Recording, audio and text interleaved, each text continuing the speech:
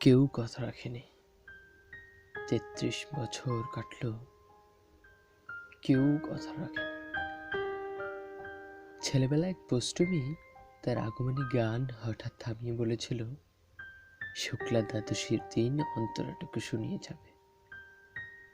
তারপর কত চন্দ্রভূক অমাবস্যা চলে গেল, কিন্তু সেই পৌষ্টমী আর এলো না।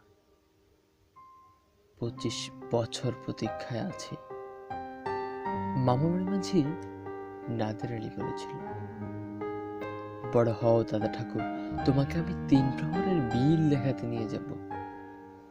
সেখানে পদ্ম ফুলের মাথায় সাপ আর ভ্রমর খেলা করে। নাদের আলী, আমি আর কত বড় হব? আমার মাথায় করে ছাদ ফুঁড়ে আকাশ স্পর্শ করলে তারপর তুমি আমাকে ৩ প্রহরের বিল দেখাবে? একটাও রয়্যাল গুলি কিনতে পারেনি কখন। লাঠি লজেন্স দেখিয়ে দেখিয়ে চুষেছে লস্কর বাড়ির ছেলেরা।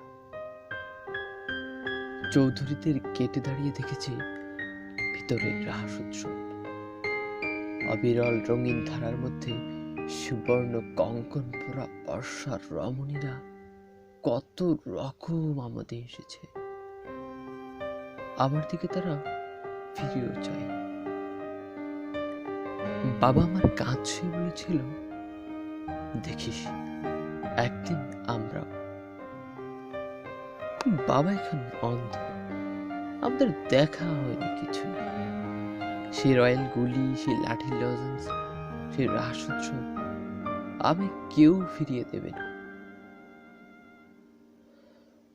বুকের মধ্যে সুগন্ধি রুমাল রেখে বরুণা বলেছিল,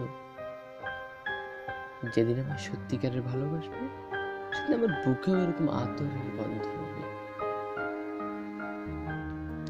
ভালোবাসার জন্য আমি হাতের মুঠোয় নিয়েছি প্রাণ। দুরন্ত সারের চোখে বেঁধেছি লাল কাপড়। বিশ্ব সংসার তন্ন তন্ন করে খুঁজে এনেছি ১০৮টি নীলপদ্ম।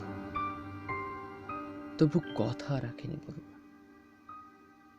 এখনো সে যে কোনো নারী। তার বুকে এখন শুধু মাংসের গন্ধ। কেউ কথা রাখেনি। ৩৩ বছর কাটলো, কেউ কথা রাখে না।